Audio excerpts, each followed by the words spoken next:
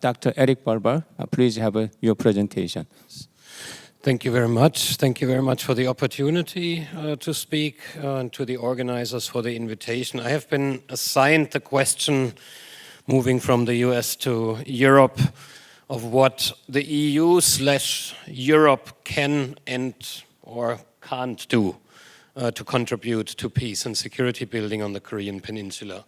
And of course this debate was renewed, especially after the recent inauguration of the new South Korean president, President Lee Jae-myung, who revived the debate also in Europe about engaging North Korea and how it could be done, or if it is even opportune at the moment, if it's possible at the moment. As you all know, we had a number of informal dialogues all throughout Europe. European Union, certain European Union member states have engaged with North Korea, even when politically the situation was very difficult. This has been something that has been done, and I would say a major part of this, of course, was that Europe was not perceived as a major security player in the region and on the Korean Peninsula. That gave space to Europe to use its diplomatic network also with North Korea to engage on less sensitive issues with North Korea, but also to act repeatedly as a facilitator, to bring the major parties of the conflict together on European soil. This is what Europe has done repeatedly in the past, starting in the 90s, all throughout the 2000s. The question now, of course, is this still realistic with a whole new geopolitical environment, with a whole new North Korea? North Korea is not the same actor it has been since we last engaged with the country in 2018, 2019. But also the European Union changed the way it engages with both the broader Indo-Pacific region, but especially also with the Korean Peninsula. And this is basically my main point. This is very difficult for Europe to do both things at the same time. You can't be, let's say, a security actor in the region and then again use your perceived neutrality more or less to engage with North Korea. And my argument would be that especially after Russia's war against the Ukraine started, the discourse in Europe changed a lot. It brought the North Korea issue much closer to Europe, of course, with North Korea now being the most active supporter of Russia's war against the Ukraine. At the same time, that led to Europe becoming more active, especially on topics which it traditionally has not been very active in the region. And that is, of course, mainly in the field of security and defense. So while, of course, Europe is still not a major player, it has stepped up its security engagement in the region in the previous years tremendously, and especially with regard to South Korea, it became much closer. There's a much closer coordination than previously, also on issues of security, even though not the traditional way of how we perceive security. It's more the non-traditional fields of security we are engaging in. And I think this, on the one hand, of course, was important for Europe, to step up, to make its voice heard, to present its interest also in the region. But on the other hand, like I mentioned before, it complicated its role on the Korean Peninsula to basically re-engage North Korea. So, if traditionally we can say that the Europeans have not been engaged on security matters, on traditional security matters in the region. As you all know, it has mainly been an economic actor in the region. And that began to change starting from around 2016, but of course, especially in 2021, when the European Union published its first Indo-Pacific strategy. But even if we look at the early discourse after this Indo-Pacific strategy has been published, we see that the focus early on was very much on less sensitive issues: connectivity, sustainable and inclusive prosperity, ocean governance, green transition has been the traditional focus. But of course, security and defense was mentioned in the strategy papers. And of course, it has stepped up now its involvement in the Indo-Pacific security architecture as well. But it was mainly done through dialogue mechanisms and not so much through practical engagement of the region. That began to change certainly after 2022, when Russia started its war against the Ukraine. There was a noticeable shift in the EU's, in Europe's regional strategy, which turned much more from economic consideration to strategic ones. And while cooperation on issues like climate change, like healthcare, digital partnership are of course still important for Europe in engaging with the region, we have seen this noticeable shift, and Brussels' strategic approach became more focused on building, for example, more resilient and sustainable global supply chains, strengthening defense and security cooperation with the regional partners. And I think in this regard, 5 changes have been particularly crucial to understand why Europe changed its focus in the previous years. And I think firstly, it's the acknowledgement by European government that we simply cannot separate the conflict theaters in Europe and the Indo-Pacific anymore. Of course, especially with North Korea's support for Russia's war against the Ukraine, the whole North Korea issue moved much closer to Europe. And European governments are now aware that Indo-Pacific strategic dynamics are no longer confined to the region, but have direct consequences for Europe. The growing entanglement, so to say, of security dynamics in Europe and the Indo-Pacific requires a clear strategic vision on the part of the EU.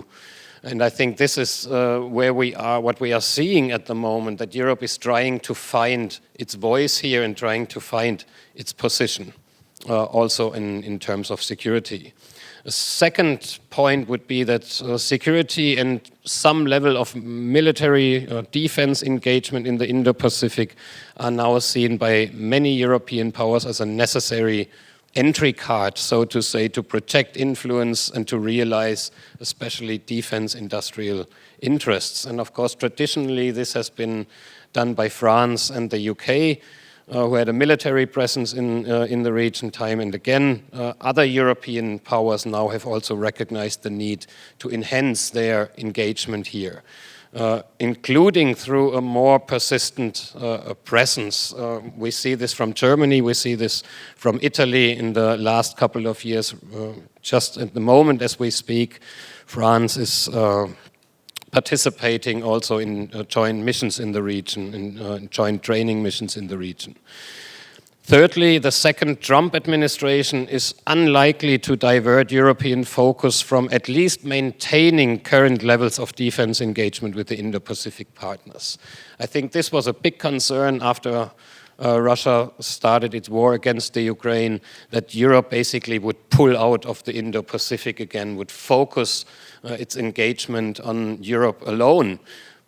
But what I mentioned before, the recognition that these two conflict theaters are increasingly interlinked makes it important for Europe to stay engaged also in the region. And I think we will not see any change in this going forward.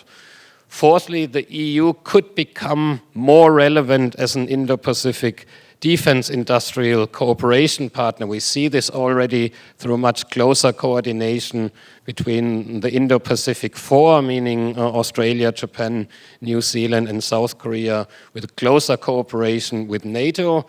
And we now see a much closer coordination on defense industrial aspects of our partnership with South Korea. And given the fact that in Europe, defense spending will be increased dramatically in the years to come. We see that especially the defense industrial cooperation will most likely increase throughout the next years. Finally, even though European powers will need to concentrate, of course, their military resources to a much greater extent in the Euro-Atlantic area, European deployments to the Indo-Pacific are most likely to persist. And we see this from current plans, not only from the traditional powers, so to say, of the UK and France, who have traditionally been more engaged in security issues in the region. But like I said before, more and more we see this also with other countries like Germany or Italy. And the background, again, is that these deployments will be, of course, also be driven by the state's interest in advancing strategic and defense industrial relations with the Indo-Pacific partners, rather than simply supporting US positions, as we have seen before. So now, what does all of this mean for the EU's role in peace and security building on the Korean Peninsula? Is it realistic for the EU to use its diplomatic network with North Korea, for example, to launch a renewed diplomatic initiative towards Pyongyang? We heard that in the last year there were discussions in Europe to resume the political dialogue on the EU level with North Korea. Then, of course, after North Korean troop deployment to Russia, all of these plans were stopped. And this is what we see, this interlinkage. It's extremely difficult for the EU at the moment to launch such an initiative as long as North Korea provides not only weapons but troops to Russia to fight in an active war scenario in Europe. So, aside from, I would say, launching immediate diplomatic initiatives with North Korea, there is still, I would say, a lot Europe can do in this regard. But it has to revamp, it has to revise its contemporary North Korea, its current North Korea strategy, which was formulated more than 25 years ago and simply doesn't meet the current geopolitical realities anymore.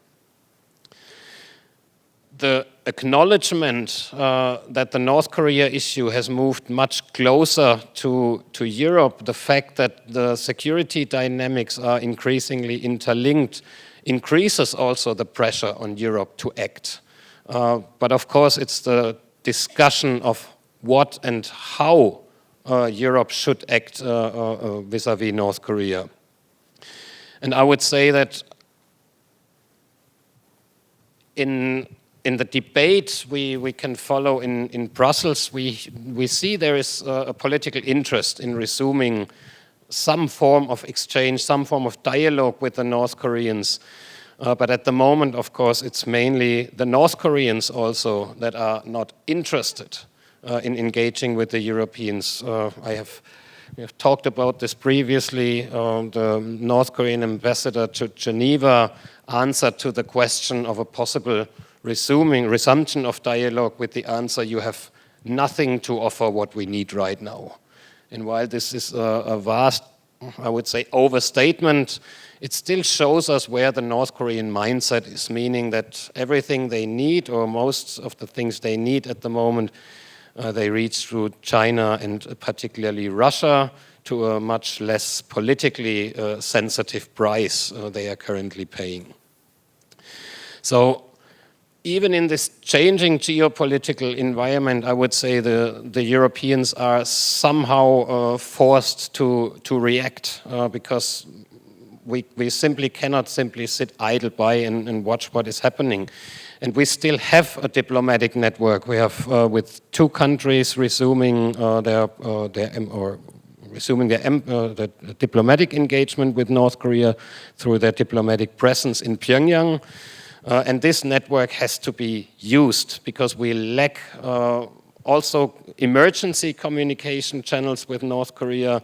And I think that what the EU could and should do is the appointment of an EU special representative focusing not only on North Korea, but on the Korean Peninsula. We only have this so far from one EU member state, and this is something we should discuss more seriously to have a similar position on the European level. And I would say that this would not only help drive the development and implementation of a new North Korea strategy by the EU, but it would ultimately also increase the EU's visibility and advance the bloc's policies and interests in the region.